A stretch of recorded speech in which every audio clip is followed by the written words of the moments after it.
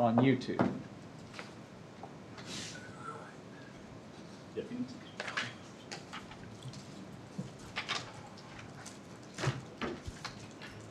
This conference will now be recorded.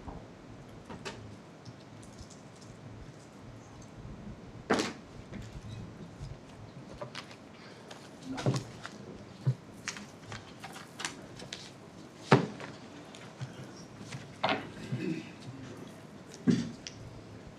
are the checks right there.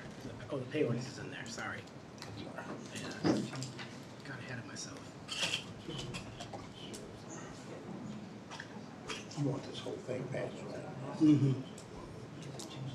I'll get it at the end.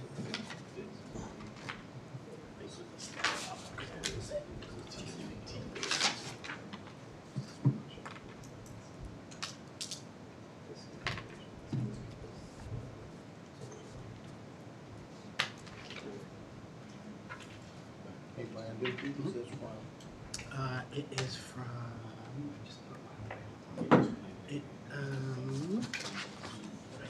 here we go. So, it's from the person down here, Earl Long, and I have their address for the record. And so what I'll do is I'll take this, PDF it and put it at the back of the meeting minutes.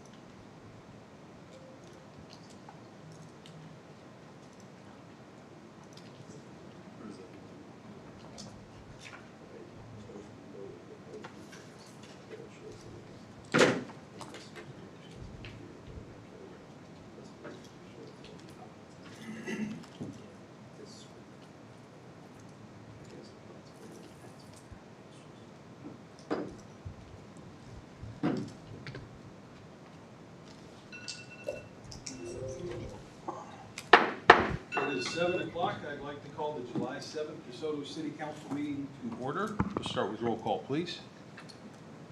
Murdoch, Here. Daniels, Here. Ritter, Here. Unmichael, Here. Lane, Here. appears all are present. Okay, I would invite you all to please rise and join me in the Pledge of Allegiance.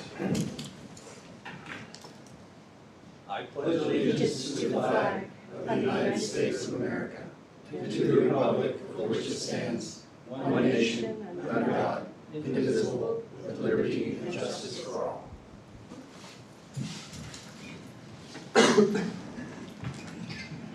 Okay, our first items tonight are a couple of public hearing items for the Sunflower TIF Project Plan 1 and Sunflower TIF Project Plan 2.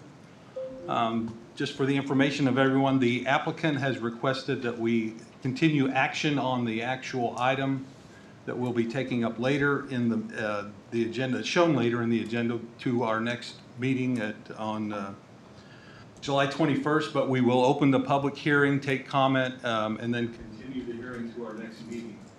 So with that being said, Any introduction, or you just want me to go ahead and open the I think public that's hearing? it. I think it's also important to remember that if the council, when the council does continue it until the 21st, there will also be opportunity for public comment Yeah. at that meeting as well. The public comment period will continue to our next meeting as well. So, with that being said, I would like to officially open the public hearing for Sunflower TIF Project Plan Number 1 with that gavel. So anyone wishing to address this item, please go to the podium, state your name and address, and then there will be a 4-minute time limit for comments on the item.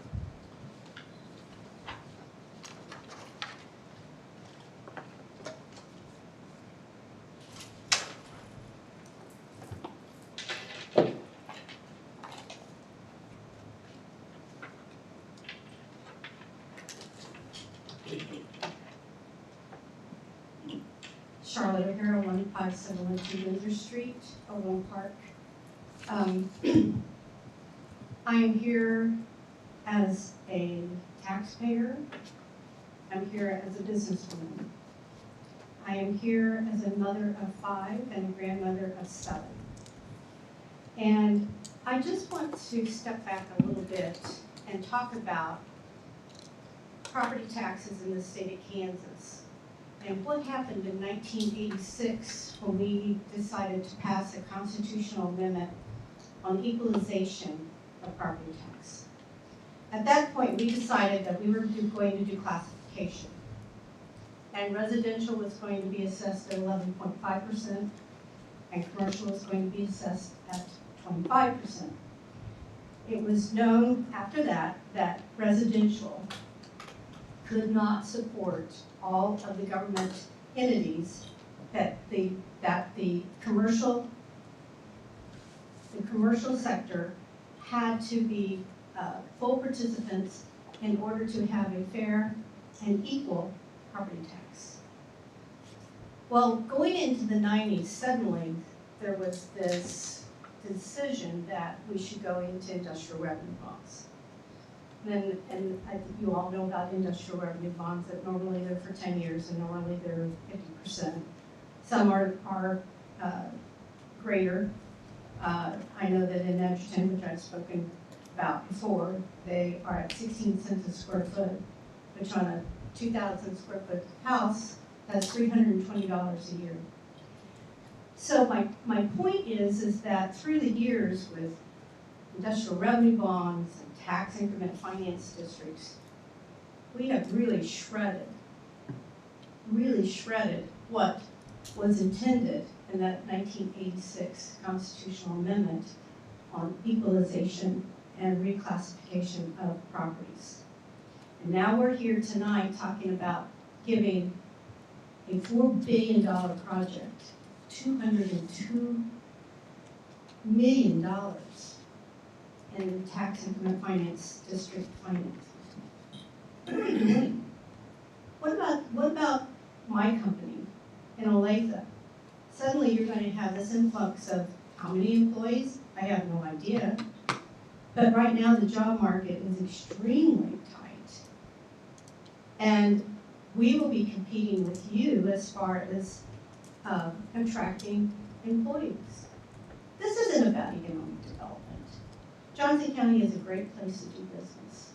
And if you will look at the history of these tax incentives, which I would really encourage all of you to go back and look at the performance audit of 2013 on economic development, determining which economic development tools are most important and effective in promoting job creation and economic growth in Kansas.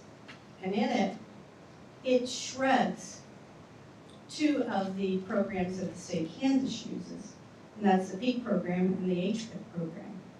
We need to look back and see what works and what doesn't work. We have lost faith in the market. We've lost faith in the free market. It's not going to work unless we, the taxpayers, subsidize these companies coming in. That's not true. That's just flat not true. I also want to give another example that in Parsons, Kansas, that ammunition plant was cleaned up. It's 98% complete, 2 industrial levels, And not one penny of property tax went to that cleanup. Not one penny. And now you're asking, and this is only the first phase, this $202 million. And where does it end? Where does it end? Thank you for your comments. That's the end of your time. Thank you. Thank you very much.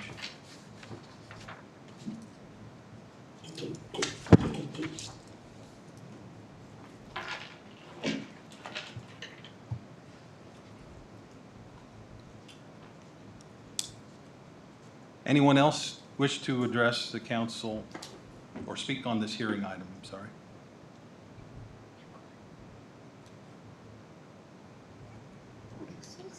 All right, so seeing none, then I would like a motion to continue the Sorry, public hearing. just before we do that, Mayor, there is one person on the online meeting, Okay. Thomas, that I don't recognize. I might just give that person the opportunity to unmute and speak on this if they wish.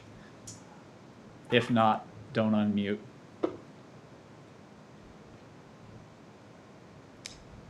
Okay, Mayor, All right. I think we're covered. Fair Yep, enough. thank Mayor, you. Mayor, can I just interject 1 second? We did receive some written comment from an Earl Long that is at Okay. your desk. I will put this in the file All right. and put it in the meeting minutes as well. Did everybody catch that? The comments of Earl Long that were presented on a paper copy will be entered into the record as well.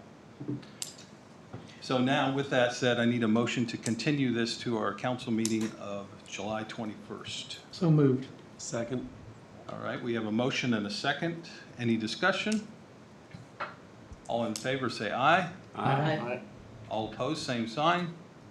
Okay. Now, we will move to open the public hearing for Sunflower TIF Project Plan Number 2. You may have another 4 minutes. Thank you. You're welcome. Charlotte O'Hara, 15712 Winthrop Street, Overland Park. Okay, to continue my comments, this is only phase one of the ask on this project. In the January meeting, it was in the documents, it said, it is anticipated that the applicant will seek establishment of one or more community improvement districts, industrial revenue bonds for sales tax exemptions, state-based job creation, incentives, et cetera, et cetera. So this project most likely will be back to the council to ask for an IRB for sales tax exemption. Now, I'm assuming on a $4 billion project, the rule of thumb, since I was in the construction industry, is 50% is materials. And as you know, the sales tax exemptions on construction materials, fixtures and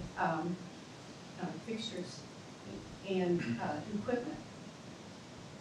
So using 50%, that would be $2 billion, and 10% on $2 billion is approximately $200 million.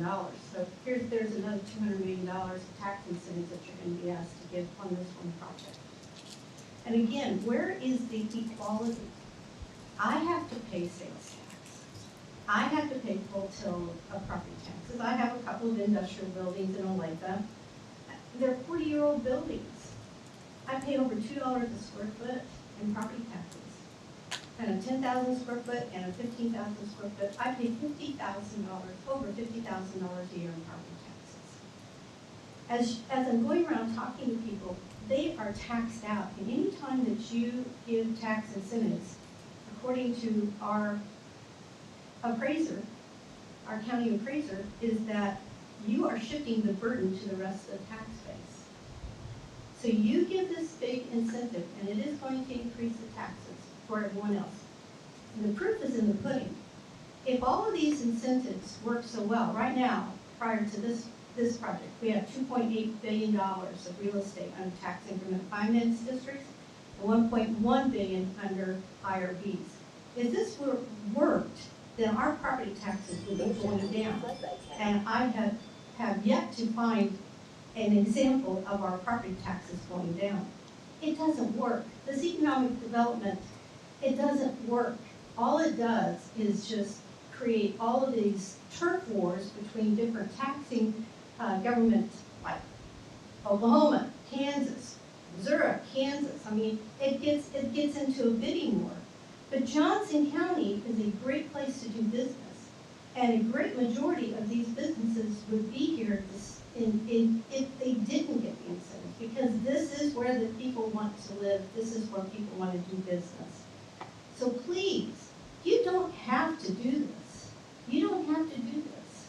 And I do want you to understand that in the 2004 contract, that the Sunflower Development LLC was obligated to clean up various aspects of the sunflower plant. And I will give you copies of that.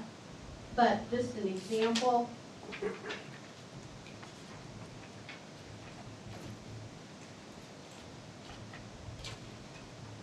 they have an entire list of what they are required to clean up, and I will provide that for you. But now this is going to be put on the backs of the taxpayers of Johnson County, and that is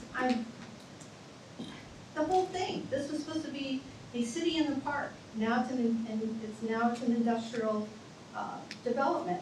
But and that's fine. I don't care if it's an industrial development. The thing that I care about is that the people of Johnson County is being asked to pay for this, and there's no reason for it. So, thank you. Thank you for your comment.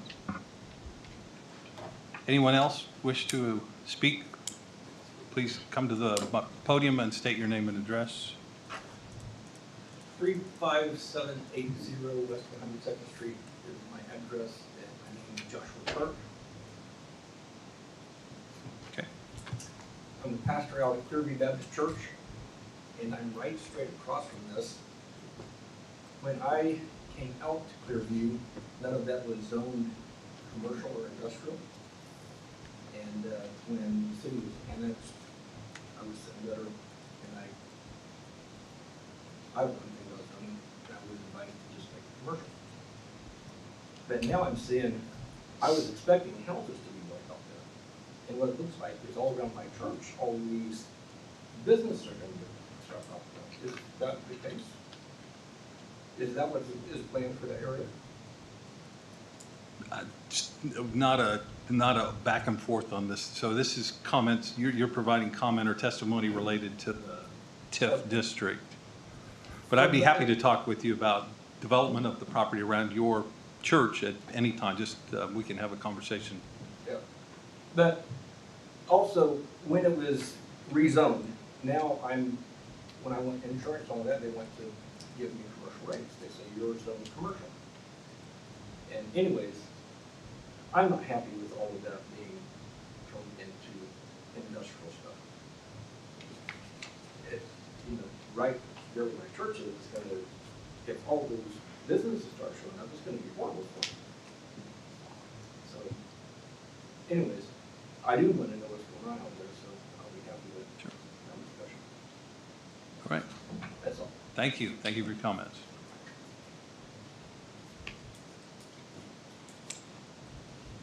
Anyone else? Anyone online? I will not skip that step this time. Anyone online wishing to comment, unmute, and please state your name and address. If not, I would like a motion to continue this to our July 21st meeting. So moved. Second. All right, we have a motion and a second. Any discussion? All in favor say aye. Aye. All opposed, same sign. Okay, we have continued these two items. We'll move on to the rest of our agenda. Tonight on our consent agenda, we have approval of our minutes from our council meeting of June 16th, approval of pay ordinance number 929, and approval of ordinance 2539 revising the city purchasing policy. Is there any item anyone would wish to remove from the consent agenda and discuss further, or would like to make a motion to approve the consent agenda? I'll make a motion we approve the consent. I'll second. All right, we have a motion and a second. Any discussion? Roll call, please. Lane, Yes. Ritter, Yes. Conway, Yes. Daniels, Yes. Murdoch. Yes. Motion carries. All right. Our next item is called to public. Members of the public are welcome to use this time to comment about any matter relating to city business not listed on tonight's agenda. The comments that are discussed under call to public may or may not be acted on by the council during this meeting. There's a 4-minute time limit. Does anyone wish to address the council?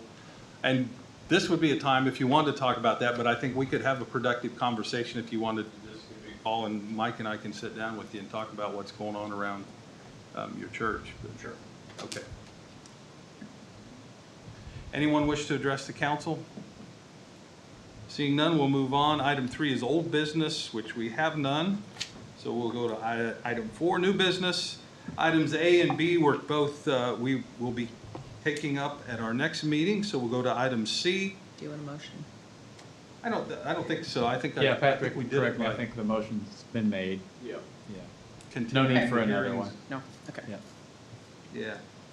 Item C, consider task order with PEC for the design of the Miller Park parking lot. Yes, council, the parking lot construction at Miller Park is part of our 2022 CIP. It is actually under single line in our CIP of park improvements. We have $375,000 allocated to a number of projects that are listed there on the table on the staff report. It was a different bidding environment when we put this list together. It's evident now that we're not going to be able to complete all this list with the funding available. So realizing that, Brandon and Jay worked with the park board to prioritize the list of projects. And so they've done that. They've prioritized the top 3 there, the playground equipment, the concessions building, and the parking lot, all at Miller Park as their top priorities. So what we're doing is proceeding with those 3, getting costs established for those, and then if there's any funding left over, we'll go back to the park board for a further recommendation on those. So unless there's disagreement on the council about those priorities, we're going to continue with those 3. The first one here being this parking lot. The intent is to create a parking lot that is at the northeast corner of Ferry Road and 83rd Street. It's one that we've discussed quite a bit in the past. I was just going to pull up a general map of that area, just so everybody has a clear understanding of the project. It would be essentially over where the old pool was. So kind of the limit on the north would be the old pool house. On the east would be really, there's kind of the grade falls off here before that ball field, but that'd be the east limit.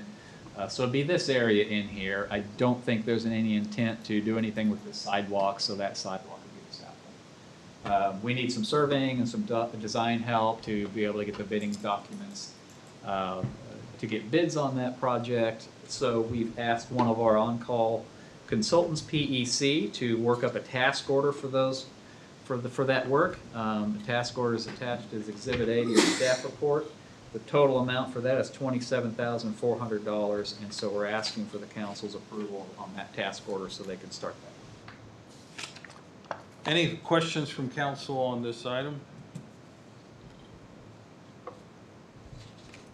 No, but I have a comment. It seems like 6 months is a long time to design. Is that their schedule? Yeah. Well, it said, well, I think it is, if I'm reading it right. To complete the services will be 6 months. Just seems like an awful long time for a Yeah. project. Well, That's just a if comment. you- I'm not an engineer. I'm just commenting that. I don't Boy. disagree. I don't No, disagree. I guess to that end, Mike, did you give them that due date or? No. Okay. No, we just asked them to put this together, and that's what they said. I mean, I guess if we had a bid date in mind, we could adjust to that date. I assume we're planning to build this next construction. We wouldn't be planning to do that Yeah, I don't yet think we can squeeze it in yet this year. Yeah. So I mean, we're 6 months out. I guess it's probably kind of irrelevant, but as I guess. long as the plans are ready by the end of the year, Yeah. I mean, so you can bid it early and I don't think there'd be a lot of pushback if we said 4. If we came back and said, hey, how about 4 months? We could probably do that if we wanted to include that in, but without talking to them. You're right. I mean, It's just a comment. It's kind of like the project right now down at the park. It's like, it seems like it's been forever, that thing. I just had a conversation with Brad about it, but it's like, geez, can't something get finished there? Park looks like a yeah. dumping area, and then Well, there. I don't know. Yeah. But anyway, just my comment. I'm fine with it. Okay. Seems like a long time to design a Do you parking want to lot. ask that they amend that to 4 months? No, I'm not trying to be difficult. I just Okay. think that sometimes I just don't understand. All right. Well, you got a station's right on 2 points there, Mayor. It used to be a demo. Well, yeah.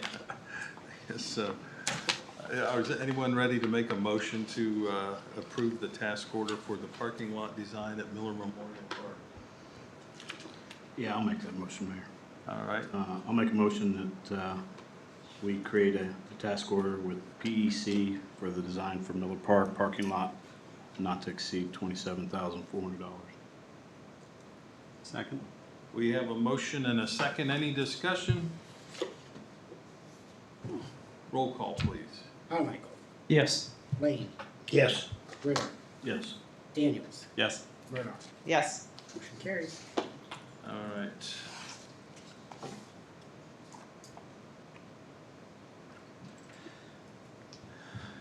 Item 4D, consider bids for temporary traffic signals at 83rd and Kill Creek. Yes, council, if you've driven K-10 lately, you see the temporary signs up indicating construction to begin Monday. KDOT will be replacing the bridge deck on the westbound overpass over Lexington Avenue. That is a project that's been planned since they did the eastbound one last year that caused all the problems that we're trying to solve with this. You'll remember a couple of months ago, we entered into an agreement with KDOT that they agreed to allocate $50,000 in funding for us to install temporary traffic signals at 83rd and Kill Creek because of the traffic backup that resulted from people trying to avoid the backup on K10, exiting at Kill Creek and coming down to 83rd Street, trying to turn right or left. We anticipate that to occur again. However, KDOT is also going to be implementing some emergency repairs to the bridges, westbound bridges over Cedar Creek and Kill Creek as well at the same time. These repairs haven't been in their regular pipeline. These are emergency repairs. They intend to reduce the traffic to 1 lane in each direction, starting at the east side, starting before you get to the Cedar Creek Bridge. So just after the Cedar Creek Road interchange, if you've driven it, that's where you see the first sign, construction coming July 11th. That'll be the point where they're taking the 2 lanes down to 1 lane. And the backup therefore will occur east of that as you're coming west. The backup will start east of that. So there might be less of an incident of people getting off at Kill Creek. However, the bridge project over Lexington Avenue will close that off-ramp. KDOT's formal detour that they'll sign because of that closure will keep people on K10 to Edgerton Road. You'll get off at Edgerton, you'll turn around and head eastbound on K10, and you can get off at the Lexington eastbound exit there. That's the official detour, but we understand that as soon as people take that once and they know it the next time they're trying to come home, they're going to get off at Kill Creek. So we do still anticipate some negative impacts. Hopefully it won't be as bad as last year. You remember we had backups back to the Methodist Church on 83rd Street, or on Kill Creek Road. So this project is to alleviate that. We had BG Consultants put out a bid package for that. We got 2 bids on there. The low bid is Sasoya and Sons Construction. That bid was slightly over the allocation. That bid was $53,934. I'm sorry, the suggested motion in the staff report I'm seeing has a typo. It says $50,934. It's $53,934, so make that correction if you make the motion. Again, vast majority of that will be covered by KDOT's contribution. The additional $3,934 we'll just cover out of the general fund. And we do have a recommendation from BG Consultants. They've worked with Sasoya before on this exact type of arrangement. It looks like Sasoya is going to be installing temporary poles rather than the kind of the trailer-mounted sort of boom arm temporary signals. They'll actually be putting poles in and stringing wire between them. We think that's how they'll go about it. Regardless, that situation's fine too. So, asking for your approval of the low bidder, Sasoya and Construction, in the amount of $53,934. And I just offer a comment. Sasoya is a local contractor now. They've taken over Yes. R.L. Duncan's old space, so they are a They're in DeSoto town. business. Good to see them bidding projects. Mike, was there any discussion about the added traffic or a deterioration of 95th Street like there was last year? Yeah, we had a discussion with that with KDOT, and a little bit tougher to exactly pinpoint how much that would affect or how much compensation we could expect. I think in the end, we're having those conversations this spring. The mayor was involved in that. In the end, 50 grand was a number they could identify and kind of easily, and so that was kind of the compromise on that. But we did also have increased traffic on 95th. The speed enforcement there is something that we'll make the sheriff's department aware of. Yeah, because they fly through there. Hopefully keep the trucks off of it. That's the big thing. Quick question also, is this the same company we had the trouble with, the people that were doing the signage to regulate the traffic one way and this way, the flag people, flag men and everything that we had? No, that was Seal-O-Matic that we had the Oh, okay. traffic control issues with. Yes, that's why I was wondering. Yeah, Thank you. Seal-O-Matic was the problem. Oh, okay. When we were doing Kill Creek Road, the joint repairs. Oh, right, okay. I'm sorry. Seal-O-Matic had inadequate traffic Yeah. control measures Yeah. in place, and Flagman, and Yeah. but Okay. similar sounding name, but different company. Okay, thank you. Mike, is there any discussion of the truck traffic control, trying to keep them off of 83rd and Lexington, whether it be signage or? We did have a discussion with KDOT about increased highway patrol enforcement. And they indicated I need to circle back with them on that. Yeah. But they indicated optimism that they could find some funding for increased highway patrol, so that would be the motor carrier inspection stuff to be able to accommodate, just increased enforcement on that. Okay, but not necessarily traffic routing of some of the trucks? No, I don't know where we'd route them. I mean, we'd have to. Trying to keep them on the official KDOT. Oh, well, right. I mean, if you're Detour, not- a not CDL, getting if through. you're a load, first of all, those types of truck, they tend to know that they need to stay on the KDOT route, and they tend to be not daily users. They're a one-time user, and so they'll follow the detour a lot of times. But I don't think we're going to be able to keep all the trucks off of 95th Street. But I'll follow up. I'll make a note to follow up with KDOT on the. Yeah, because they did offer, They we're did. optimistic that there would be funds for Yep. KHP assistance with truck enforcement. Any other comments or questions? Yeah, question, Mike. Have you thought about reaching out to KDOT to see if we can amend the agreement to go to the full bid amount, especially given that the engineer's estimate was substantially higher than the KDOT offer?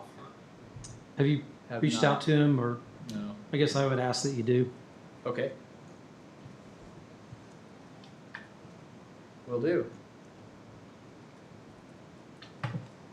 I guess with that, then I'll make a motion to approve awarding the temporary traffic signal project to Sasoya and Sons in the amount of $53,934. I'll second the motion. We have a motion and a second. Any discussion of the motion? Roll call, please. Murdoch, Yes. Daniels, Yes. Monaco, Yes. Ritter, Yes. Lane. Yes. Motion carries. All right. Item E, consider agreement with KDOT for 83rd Street Bridge funding. Yes, Council, speaking of KDOT money, you're all aware that we received $1.5 million in STP funding through the Mid-America Regional Council for the 83rd Street Bridge replacement. We also were awarded $150,000 directly from KDOT through their off-system bridge replacement program. Those funding amounts do need to be formalized in the agreement that's in front of you for consideration.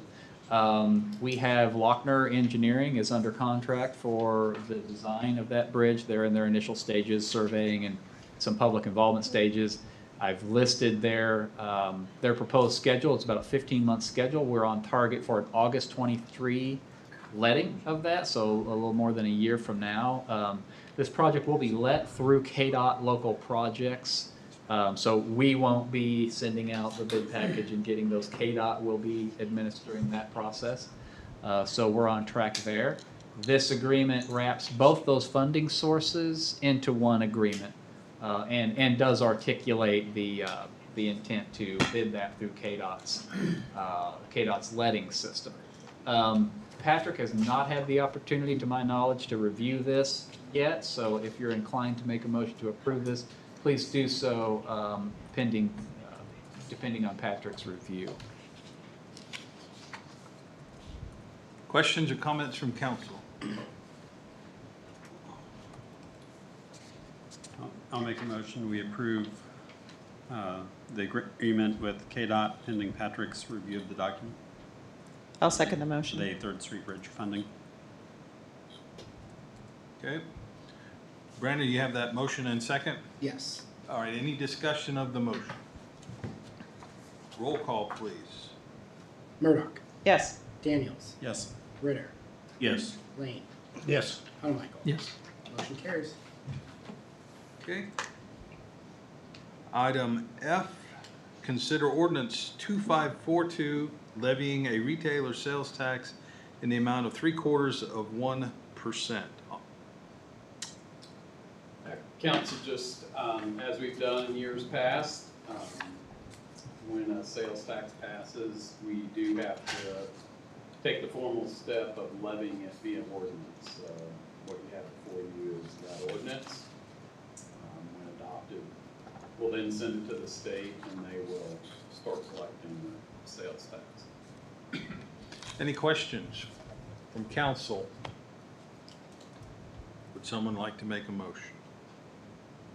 Yeah, I'll make a motion. We approve ordinance number 2542, a city levying a city's retailer sales tax in the amount of 0.75%. Second. We have a motion and a second. Any discussion of the motion? Roll call, please. Lane, Yes. Ritter, Yes. Carmichael. Yes. Daniels, Yes. Murdoch. Yes. Motion carries. That's kind of an off the wall comment about this Certainly. sales tax thing that just business owner that collects sales tax. We report our own sales tax, I believe, on sales and figure that amount. I thought maybe it's different than what it used to be, but I wonder if when this went off for the few months, if people were still paying it, and if there's like this abundance of miscellaneous money in the Yeah, well, there's coffers. one quarter, there's 3 months that won't be collected by Right, the but state. And I like don't I'm know- wondering if everybody that's paying sales Like tax the memo not to didn't know that collect it and so send that it it in. was actually dropped down. 'Cause I don't know that, I see what he was collecting. So for that 3 Council months, member, I got a couple calls, it went off the rolls on June 30th, so when we came back after the 4th, I got 3 or 4 calls from various business owners. It's the Kansas Department of Revenue's responsibility to relay that information to vendors, and it sounds like not everyone got the clue, because I was Wow. referring them kind of left and right to me. yeah. So it makes me wonder how many times it's overpaid, and if that'll ever be, if it'll be just lost Reconciled. somewhere. Yeah. I mean, my amount is small, it's not me, but bigger ones that didn't do that. I was just curious. I'm sure it doesn't come to us, but Yeah, we could ask that question But to it's- the department. I don't know. I'd hate for them to collect it, give it to us, and then a year and a half later, expect it Yeah. back. Yeah. But, Yeah, I just don't know how that would be Yeah. done, but I, just curious. Okay. Item G, consider task order with PEC for the Ottawa Street sidewalk design. Thank you, Mayor and Council. What you have before you is a 4-month design project. Still seems like a long time for a sidewalk, but I'm just saying. Anyway, this was a project, the 2022 CDBG project that the council approved, and we were afforded about $80,000 for this project. PEC is, as we talked earlier, is on our on-call list. They've done also the 2020 CDBG project, which was the sidewalk along 82nd. They also did the design for the water line and sidewalk on Wea Street, and so it just seemed like natural to allow them to go ahead and continue the sidewalk project from Ottawa Street, I guess, south to 82nd, 83rd Street. We do have a fee amount of $19,750. I've gone through that with the project team with PEC. We did have about an hour and a half site visit looking at some of the issues out there and feel comfortable recommending this project to the council for approval. All right, questions? Or a motion to approve the task order?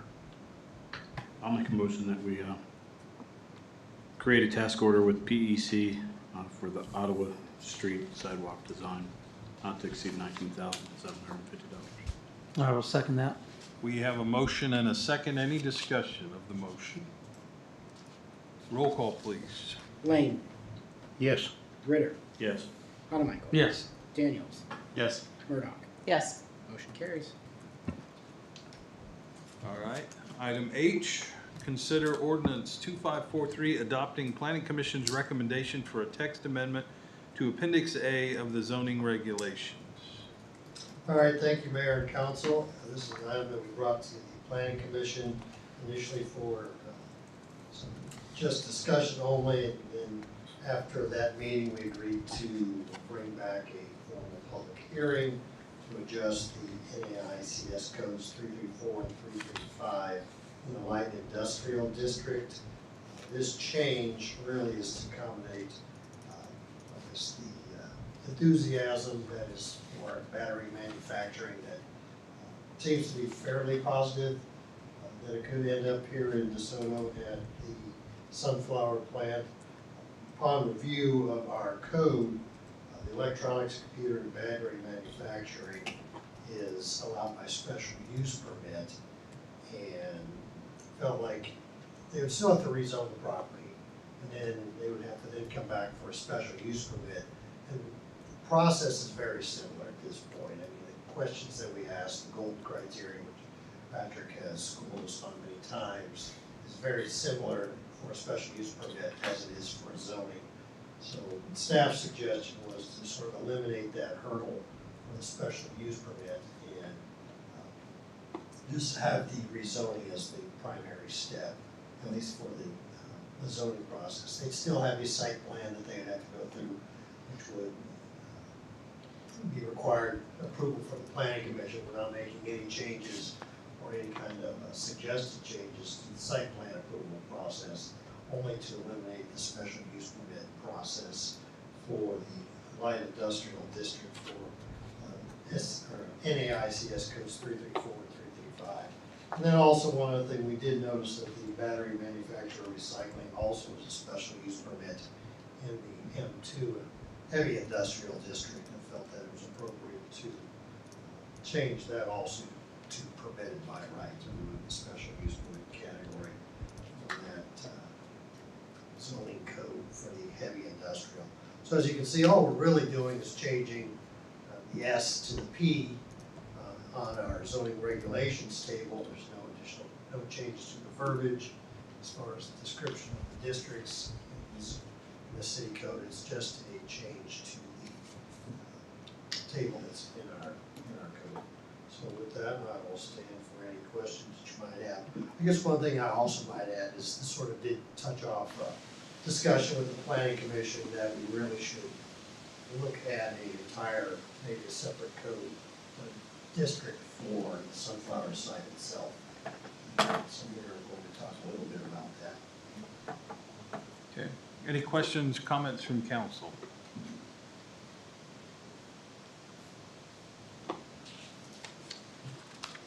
Not on the matter at hand, but I guess I would question why you would create a separate district for that area of land, but we don't need to get into that here. I just, Like I said, it's still a discussion sort of thing with them, but I just informed you that was part of some of the things that came up at the planning commission during this discussion of just changing these, I think maybe that was spaghetti that might not stick.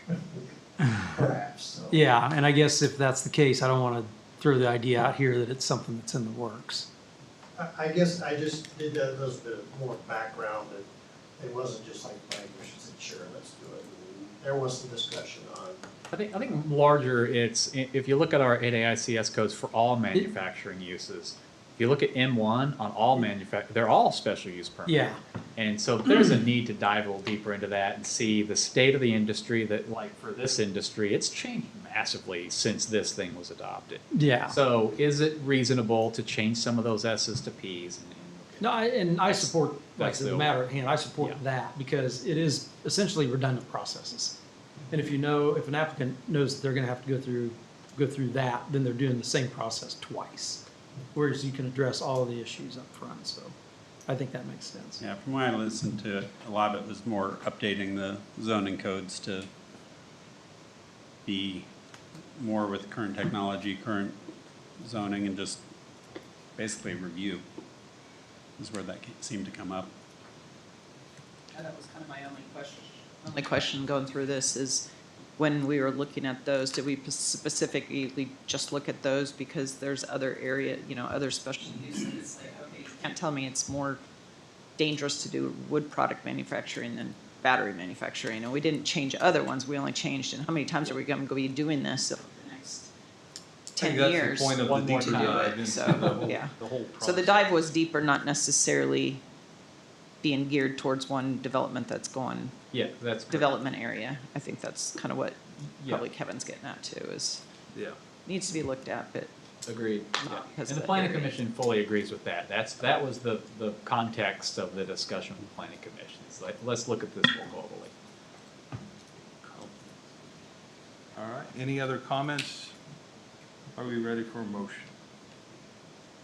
I'll make a motion, we approve ordinance number 2543 as stated. Do I need to read the whole thing, Patrick? No. I'll second the motion. All right, we have a motion and a second. Any discussion of the motion? Roll call, please. Murdoch, Yes. Ritter, Yes. Daniel, Yes. Lane, Yes. Hanamichael. Yes. Motion carries. Mayor, right? Oh, yes, Yes. Mayor Walker, Yep. excuse me, sorry Yes. about that. I get few votes. I need to get my opportunity when I have. One of these, I'll get better at that. I'm It's sorry. all right. Item I, discuss revenue neutral rate and estimated tax notice forms. Good evening, Mayor and Council. In 2001, the state of Kansas passed a new budget law requiring additional notification and processes for counties, cities, and school districts and other property taxing governments for budget adoption. The new law repealed the tax lid that was in place and established a base levy based on previous year's tax collections and added additional hearing requirements for property tax revenue increases due to growth in assessed valuation. The law requires the county clerk to calculate and provide a revenue neutral rate, or R&R, to cities by June 15th, along with the most current assessed valuation. The R&R is the rate for the current tax year that would generate the same property tax revenue as the previous year using the current tax year's total assessed valuation. For example, in 2022, the city collected roughly $2 million in property taxes with a rate of 22.4 mils. Due to growth, the same dollar amount would collect approximately 19.9 mils in 2023. The city is required to notify the county clerk by July 20th of its intent to levy above the revenue neutral rate and hold a revenue neutral rate hearing between the dates of August 20th and September 20th. Starting this year, the county clerk will notify all taxpayers via mail a list of all property tax jurisdictions with their revenue rate and proposed tax rate, with the revenue neutral rate and proposed tax rate. According to Johnson County, that letter will be delivered to residents in early August. Exhibit A in the agenda item is the sample form provided by the county. The form will include all taxing jurisdictions regardless of if they intend to exceed the revenue neutral rate. So for DeSoto, the form will include several jurisdictions, including the DeSoto School District, Johnson County Library, Fire District, Consolidated Fire District Number 1, Johnson County Community College, and Johnson County Government, along with other taxing jurisdictions. Reading left to right on the exhibit, the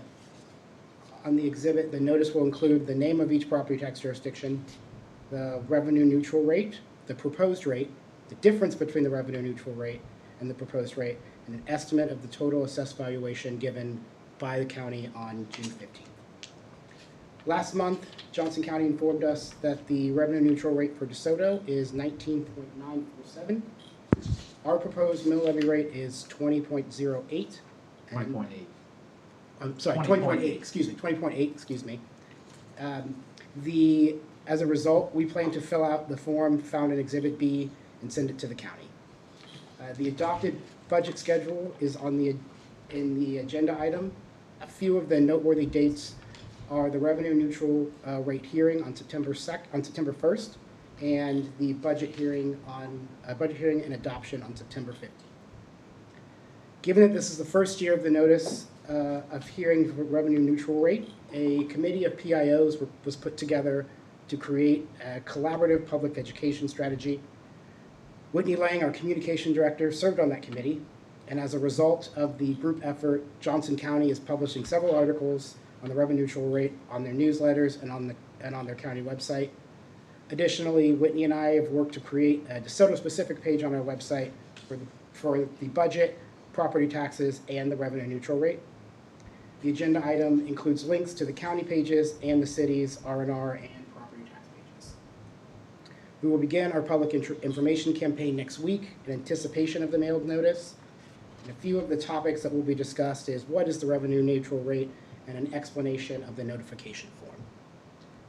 I want to thank Whitney for her work in simplifying this complicated process for something that the public can understand and for sitting on the committee. And with that, I will stand for any questions. All right, questions or comments from council?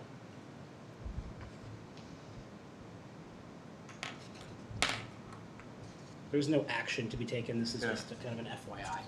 Is the county paying for the mailing?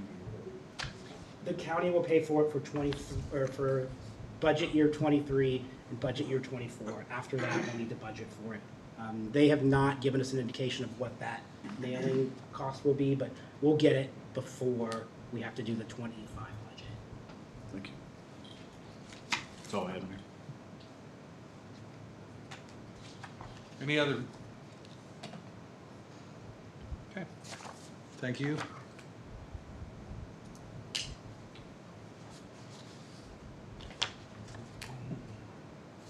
That will lead right into item J, which is 2023 budget discussion. Yes, Mr. Mayor, it does. So with that information, knowing that we will be exceeding the revenue neutral rate, our calendar kind of expands from what normally would be an August deadline for us, typically to kind of have the budget formally approved at this level. That now goes to September, and the calendar that Brandon just outlined has us adopting the 22 budget on September 15th. So we do have an extra month, a little bit more time to conclude our deliberations on the budget. I did want to provide some additional information, follow-up from the last meeting's discussion. We did get, since then, the actual assessed valuations from Johnson County. Actually, we got it from Leavenworth County, too. They're not materially different than the estimate that they're a little bit lower, but they don't really make a material impact to the expected mill rate that we're expecting to do, which will exceed the revenue neutral rate. You'll remember that our valuations, I'm talking general numbers, our valuations went up about 17%, 16 to 17% overall. That's largely, most of that is just increase in existing property value. That's not, some of it is new construction, we're still building, but most of that is increase in value. At the same time, the consumer price index of inflation is around 8%. We are exceeding the revenue neutral rate from last year by about that inflation rate. So, you know, really, I think you could look at it like we're holding steady. We just need to account for the inflationary pressures on budgetary, you know, line items such as gas and commodities and things like that. Exhibit C to this staff report contains these line item descriptions of what goes into each budget. You'll remember our budget book is broken down by department, and each department has these descriptions about what line item pays for what. This is where we kind of indicate to the council what we intend to use these monies for. Some of these continue from one year to the next really unchanged, but some of them do have some specifics for next year that weren't in previous budgets and probably won't be in the next budget. So there's some of that. Most of this is a result of specific requests from department heads about specific things that they want to accomplish next year. So I don't intend to go through those, but if there's obviously any questions or comments, concerns about any of that, there's, you know, you can hear those now, we can talk about those now, or you can get those to me at your convenience. One item of note specifically in Exhibit C, and you'll see through the remainder of the budget, is we talked quite a bit last time about the pending economic development and the pending demands on staff and city resources that will occur, that really frankly are already occurring and will continue to accelerate and intensify next year and the years after that. At the same time, we have those increase in demands. There's a comfort that the revenues will also increase to offset that. So we have things like excise tax and building permit fees and inspection fees, and you know, in the outer years there'll be utility franchise revenues that increase dramatically as a result of the development that is likely to occur in the southwest area. So you know, I think we spent some time at the last meeting trying to kind of wrap our heads around what that is and how can we anticipate that, and are we going to staff up for that? Who are we hiring? Are we going to do that with consultants? And what's that going to be? And don't we need more office space for that? All these things we could go on all night long thinking of possible impacts from that. What I've done here as a placeholder, and the dollar figure is strictly just a placeholder, is I've included contingency expenditures, just one line item in the admin budget of $1 million. And I have a similar contingency revenue, offsetting revenue, up in the revenue side, whether it be from permitting or franchise fees or excise tax or whatever sources that may come in that would offset those expenses. One good example is as these large public improvement projects get underway that are going to be executed by the developers, we have a 3% inspection fee so that we have our own inspectors go out and oversee that work because we're going to be taking it after the project's done. Well, that 3% is largely a pass-through. We don't make a bunch of money on that, but it is money in and it is money out, and so it probably should be in the budget to the degree we can.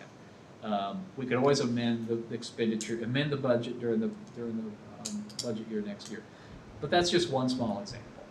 Brandon came to me with another one, food trucks. You know, if there's a lot of workers in town and on a site, and you know, we might have more food truck applications than we ever had. We've had 5 or 6 the last couple of years. It might be 50 or 60 next year. We don't know.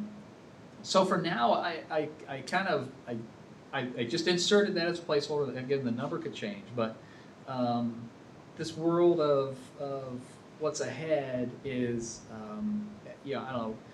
Groups larger than us could spend a lot more time than we have to try and identify specifics about what we think we want to do. We know there's a couple of things that we're going to pursue in the capital improvements plan as we come to formulate that for 2023.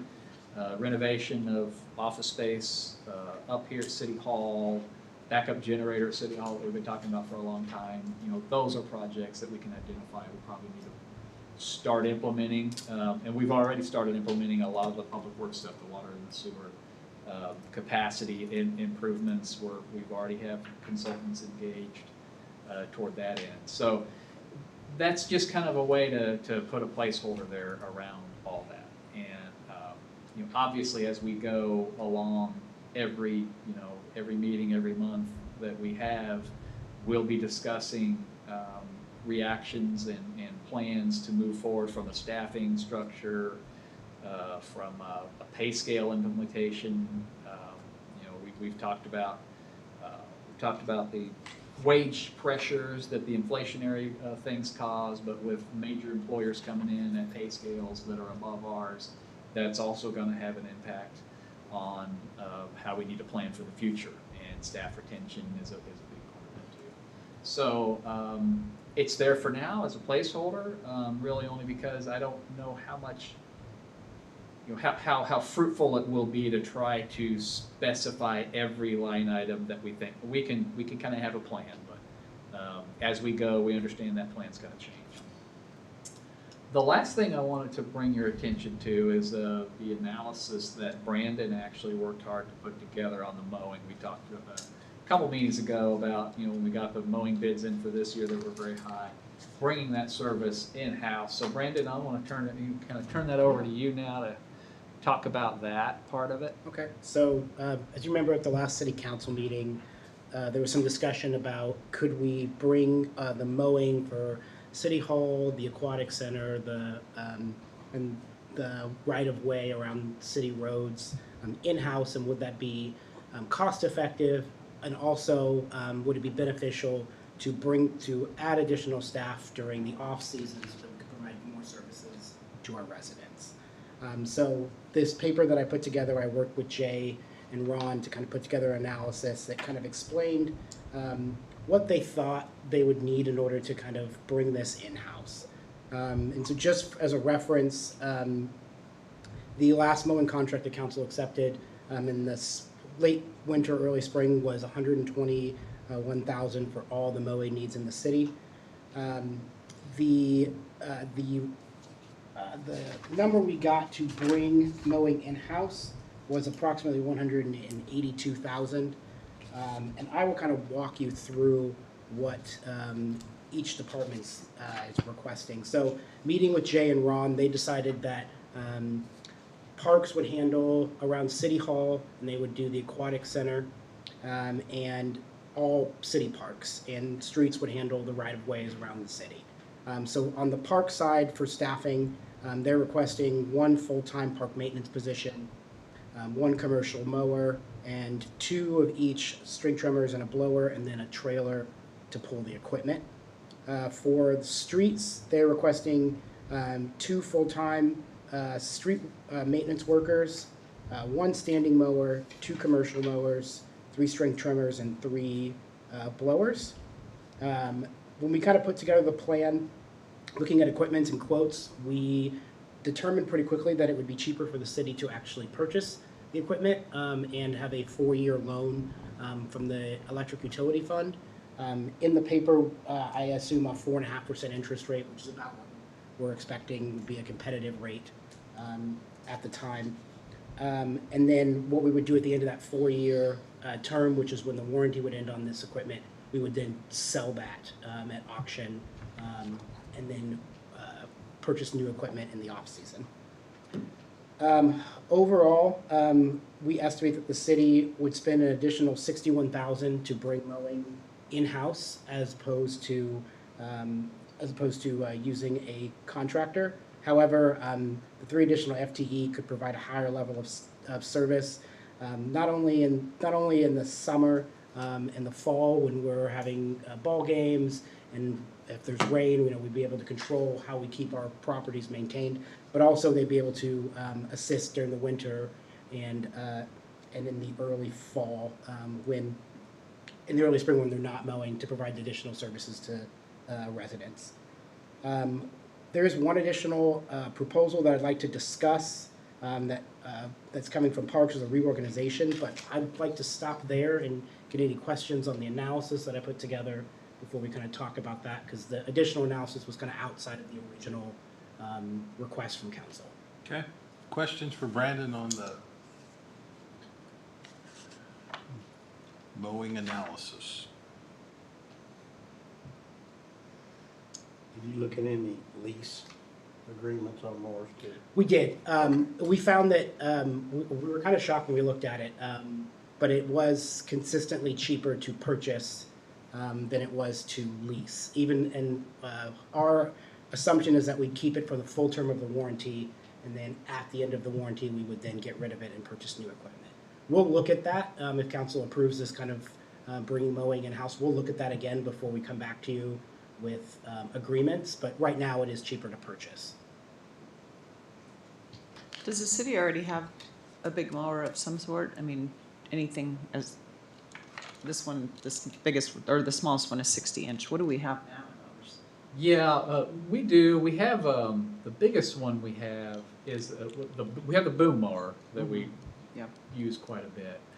As far as just regular mowers, I think the water department does have a 60-inch. The water department does all their own mowing right now. That's kind of in-house. Is it 60-inch? Yeah. And that's the only one we have, right? That's the only. Yeah, to my knowledge, Street actual has mower, yeah. Street has some boom mowers, and they have some other things that they're planning on. A brush hog. They have a brush hog Yeah. too, but we don't use it a whole lot. No, my big concern was just if something happens and if there's breakdown during the middle of the season, or, you know, understanding that they're new mowers, that still can happen.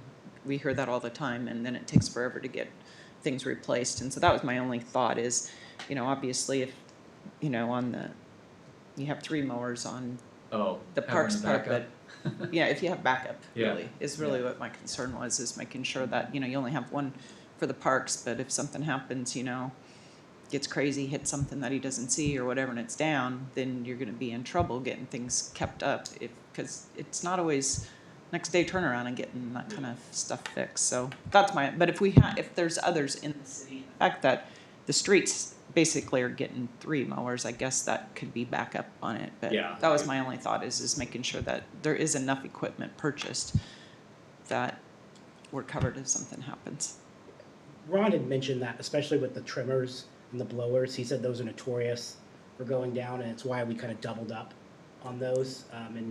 My expectation would be that if Streets is not using their mowers and Parks is down a mower, that we would be sharing. Yeah, they'd float those. Yeah, they would float around.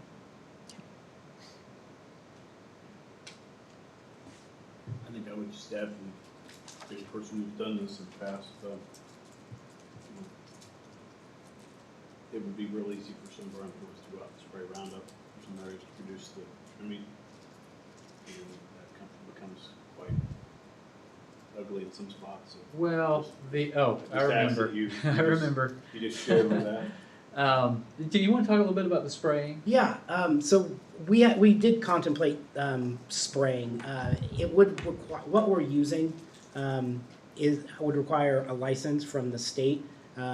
Just in kind of conversation with Ron and Jay, they're concerned that we may not have we may not use it frequently enough. We only really spray about 3 to 5 times a year. And if someone is dialing in something wrong, we could potentially burn up a ball field or something. And we'd need to have all the extra equipment, so there's certain chemicals that you can't use in the same tube, so you'd have to change those out.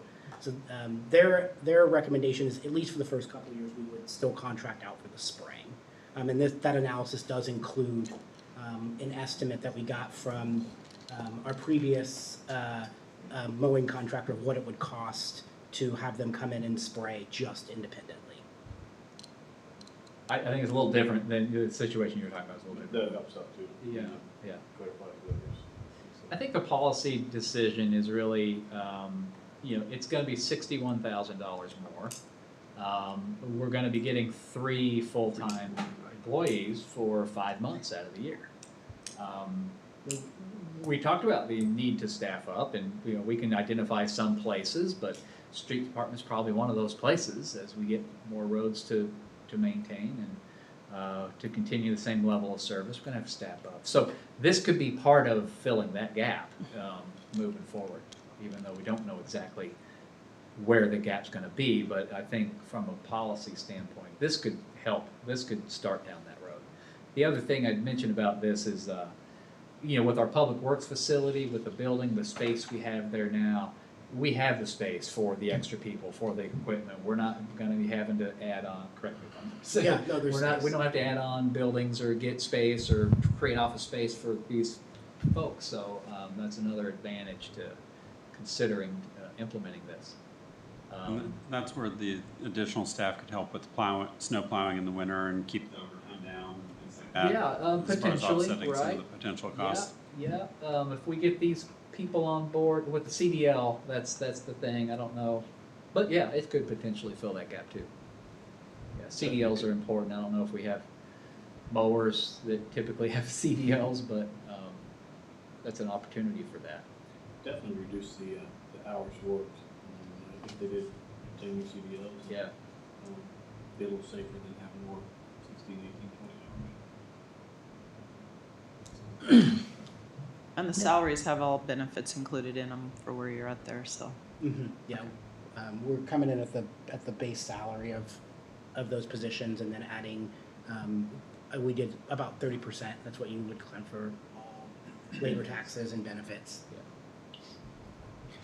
I would presume that, particularly with the street department, that when they looked at how many mowers they need or how many people you need, that they thought about production rate where you can be kind of mowing all the time during mowing season, as opposed to the contractor that comes in and Yeah. blitzes it every couple of weeks. Yeah. I'm presuming they didn't staff it to match what the contractor does, but instead is staffing it that's more of a consistent level of effort, if you will. Yeah, when I talked to Ron about it, I asked, I said, well, what are you looking at? And he said, essentially, we would be touching the majority of the city once a week during the peak mowing season. Yeah, so with our mowing contract now, we've identified areas that need to be mowed every week. We've identified areas that need to be mowed monthly or 3 times a year. So we've taken all that into consideration. And yeah, like you said, we're just gonna keep these mowers busy during the mowing season. That's what you're just mowing. Okay. So I guess in terms of implementation, I kind of had thought, not to belabor, but, if we incorporate something like this into the budget, and then we get into the fall, we might want to go ahead and still get some bids for the mowing, on the chance that it's a whole lot cheaper, than what, because this year we only have the 2 bids. We were kind of late in the year to do it, and I think that impacted. It might be, because this is just compared to the bid that we got this year that we thought was pretty darn high, and we didn't have much of a choice. There might be more of a gap than we think here, but regardless. It's a good thought that we would take another look at the gap before we. Yeah, before we pull the trigger, because we have till January, obviously. Yeah. And, to Right. hire those mowing staff up, we can take care of that after the first of the year. Right. Maybe just an approach to implementing this that you might consider. There's also in the first year, it may not be a full year's worth of salary that's paid if we're looking for mowing staff that starts in Yeah, March, April, or whenever yeah, that's right. Yeah, you could take a quarter off of that. Yeah. on the first year. Yeah, we assumed essentially a January 1 start date just for budgetary purposes, but that's a fair assumption. Yeah. Especially if we're holding back to see what the other bids do. So, And if we did start, then they would have time to train for those. Yeah, cases. right. Yeah. Good ideas. So do you want to carry on now with the thought on the Parks Department reorganization? Is that? Yes. Part of this discussion, kind of funny, when I met with Jay in March, before we presented to council the kind of reorganization that we had with the Public Works Director and myself moving pieces around in the organization, Jay had mentioned a long-term need for an additional skilled labor, someone similar to Nate at City Hall who could handle skilled HVAC, plumbing, that kind of stuff, kind of a journeyman level position. When we kind of talked about it further, Jay said, I don't know if I need this in the next 2 years, but if we expand, and if we expand our footprint, like office space, or we add an additional building, we're going to need an additional person that's at that skill level. And so part of that conversation that Jay and I had when we were talking about mowing was that he told me that his existing staff, he could kind of reshuffle into kind of 3 sections. So one would be recreations administration, which would be Justin, and then the programmer that we're budgeting for in 2023, a parks maintenance with the 2 existing, they're kind of parks maintenance, building maintenance hybrids. They would essentially take care of parks all year round. So they'd be doing the mowing and any parks maintenance throughout the year. And then we'd have building maintenance, which would be 2 positions at that skilled level that would come in and do plumbing, HVAC work. And he said the trigger for this would really be the expansion of City Hall up to the 3rd floor. So when we talked about it, it was I could get another parks maintenance position, but eventually I'm going to need a skilled laborer to handle the additional footprint of City Hall. And so he was suggesting that we reorganize that, and instead of having building and parks maintenance staff, we just have, we take that position, reclassify it up to a skilled laborer journeyman position. The budgetary impact of that is about $17,000 on an annual basis. But Jay said that is probably the most effective way for him to operate the department, and it's something that he would be asking for, not in 23, but would definitely be an ask for 2024.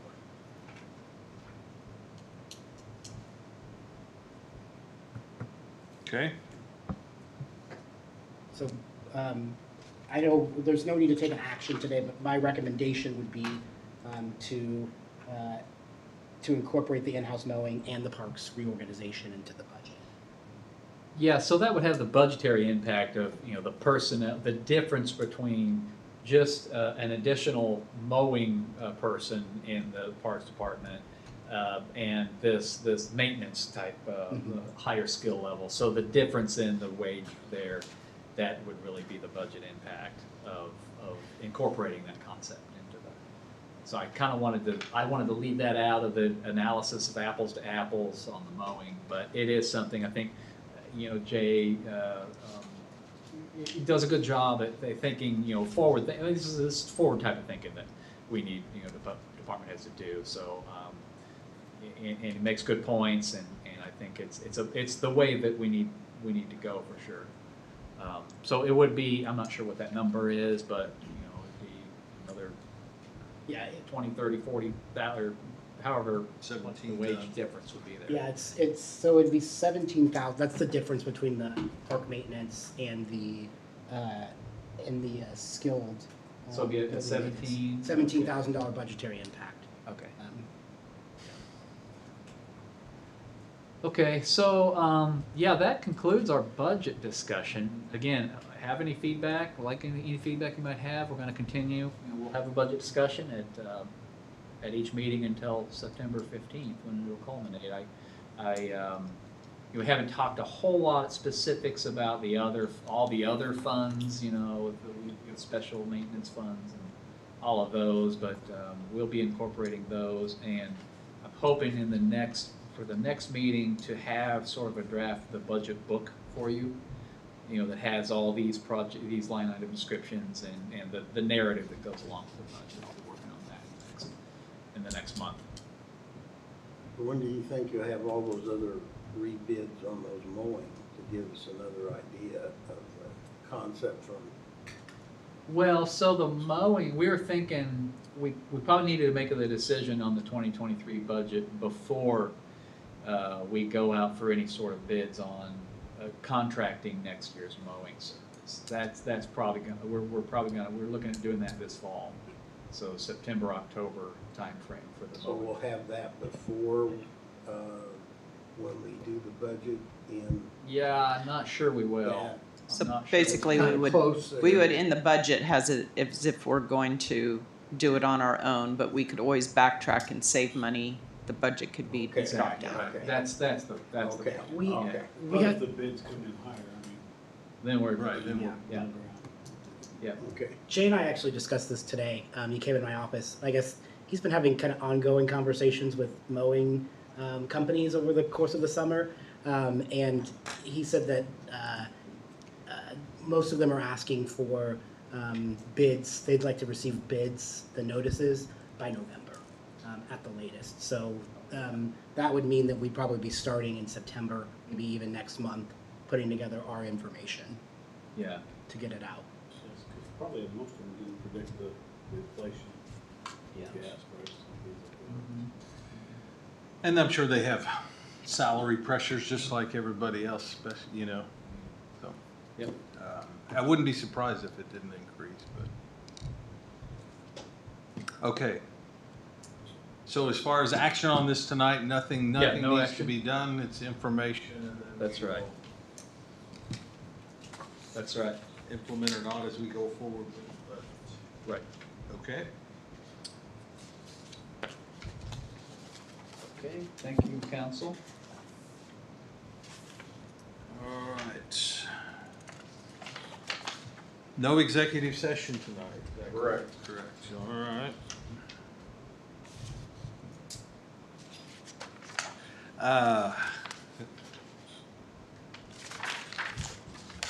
Advisory reports. Mike, you want to carry on? Yeah, just one thing, council. I think at the I think it was the last council meeting, I outlined the plan for the housing discussion with the planning commission and utilities analysis and opportunities and land use plans. One of the things is a committee that will meet on a monthly basis to help us through that process. We got 3 planning commissioners that volunteered to be on that committee. Rob has volunteered. I volunteered. Okay. I thought I did, Did didn't you? Okay. Sure. I did. I guess I just did if I didn't already. You just did. We can have one more council member if there's a volunteer. I think I heard Kevin Ritter volunteer. Okay, that's good. I talked to Mike last week about it. All right. Okay, well then that'll be the committee then. And we'll, the schedule has us having our first committee meeting in this month sometime, so we'll follow up with that. We need to coordinate schedules with that. And, 6 months might be too long. We wanna progress with that, and if we find that we can progress quicker than 6 months, Right. from a workload standpoint, we will. Right. Because we're gonna start having pressures that we haven't had before in terms of what do you guys want to do with housing. So we'll get that started. Appreciate the volunteers. Does that conclude your report, Yes, Mike? sir, it does. Thank you. All right. Thank you. City Attorney Patrick. Nothing for me. Okay. Good report. Thank you. City Planner. Mayor, I just have one thing. We are going to start the Golden Lane and Valley View Stormwater Pipe Replacement Project next week, so we'll be sending notices out to residents, and that will probably have Golden Lane closed optimistically just one day, but most realistically 2 days, and then the Valley View will probably be closed the entire duration of the project. Contractors estimated 1 week's worth of time. Okay. Door hangers and mailers. And we're just doing mailing, and then Whitney's gonna do a social media post. Okay. Thank you. City Clerk. The only thing I have is on July 15th, we have another summer concert series event. It's Landslide. It's a tribute to Fleetwood Mac. So it'll be out at Riverfest Park Friday the 15th. Okay. Council comments. Danny, would you like to start tonight? Nothing tonight, Mayor, thank you. Thank you. Kevin Ritter. Driving in tonight, this probably seems kind of frivolous, but it's noticed that there's 2 dead trees, since we're in Tree City, right next to, right after K-10, north of, on Cook Creek, north of K-10. Oh, the ones we planted on the off Yeah, ramps? so I didn't know if Okay. they were still on the warranty or other than complete. And then, Brad, did you notify the emergency services on those road closures? Yes, I did. Actually, right before council started, I sent to Chief Maxton and Jim Martinez an email. Rob? Nothing tonight? Lori? Nothing tonight, Mayor, thank you. Kevin I have Harlan? nothing for the group. All right. I have one thing. I shared it with Brandon, but I buried the letter. The county has some extra CDBG COVID money. They had so it's the limited. It's restricted in terms of like PPE and rental assistance and stuff like that. So I know Brandon will, I'm sure, be looking at that and maybe get back with us. But if you have any, I'm gonna try and find it and I'll scan it and send it out to everybody. So if you got ideas about things we might want to do with that. I mean, it was just right here because I have it. But I'm glad I made Brandon a copy. So I just wanted. Brandon, let me give this back to you. Would you scan this and email this out to the council as well? Thank you. Mayor, to tag on to that, we got a notification from the Federal Highway Administration. They set up a website portal to kind of to be a source from all these funding opportunities that are coming from the bipartisan infrastructure bill that was passed this summer. And you'll remember we have HDR Engineering under a task order to help us chase any and all appropriate funding opportunities that come from that or any of the any of the MARC funding opportunities or anything through the state or things like this directly from the county. Met on that once already, and so they are already working on our behalf on those sorts of things. One thing it's important to keep in mind, and the strong recommendation from that consultant, is that the shotgun approach isn't always best. Yeah. Just to apply for everything that comes along kind of creates expectations and disappointment. That it might be better to focus, a couple of rifle shots. Focus your disappointment on a single. So I found my letter. Yeah. So the county had $603,000, or awarded $603,000 out of $1 million. So there's $338,000 of funding still available, but it's restricted to emergency assistance like food, rent, utility, mortgage assistance, healthcare, personal protective equipment, and child care services. So, I don't know how or where we might apply, but or who. I'm assuming that perhaps some local nonprofits and so forth would have weren't there other entities that had opportunity to, or were they, or would we be sponsoring? Anyway, we'll find out more about that, but there's surely some. Or is it that we can make sure that certain Right. local nonprofit, Right. local serving nonprofits or whatever are aware of it? Right. And if we have anybody that needs utility assistance in our water stuff, I don't know if there's anybody that we might, see if we can get a pool of money to help. Yeah, I might comment just a couple things on that. Number one, being on the board of directors for the food pantry, we've had a lot of good donations in that area. So, when you're looking at committees that serve and help, we are one of them. And I wouldn't probably necessarily run out and get money just to get money when we have quite a funding of it right now. We're financially, we appreciate everything we get, but I'm also not going to take away from what somebody else will be able to use. We also have, as a break off of that, we've had the One DeSoto Relief Fund, which is, we started that to help people that were directly affected by COVID. Although we've kind of made it more of any type of catastrophic event, because we know that COVID isn't always going to be. But in that way too, we didn't give away as much money as we could have or still could do, with our criteria that we had and trying to make sure it was really really COVID related event. But I do think that in DeSoto, because we don't have the county here as a presence in DeSoto to help people that are needing it, that there are a lot of people in DeSoto that could use extra help. And And I don't know how we could do that ever moving forward in the future, but but there are people that always need help, and typically the churches kind of fill in a lot of those gaps. We try to share, some of the county numbers and the, Catholic Charities and things like that, but,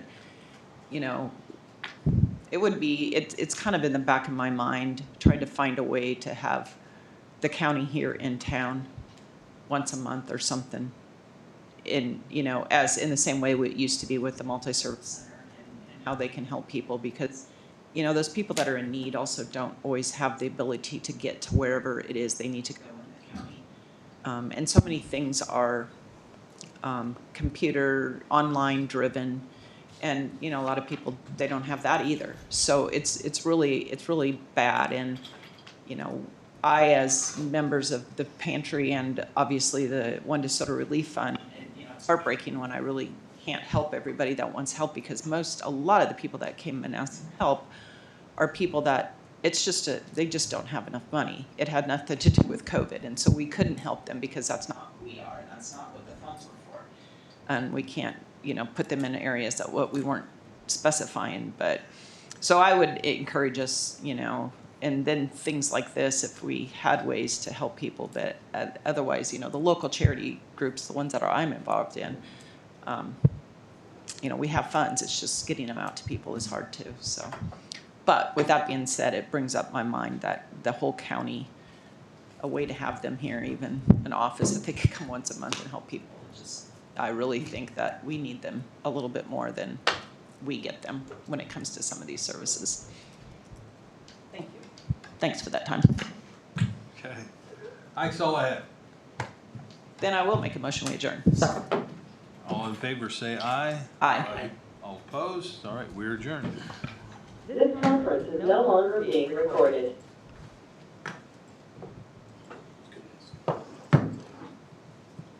Let's get out of here. Thank you. Yeah, you're welcome.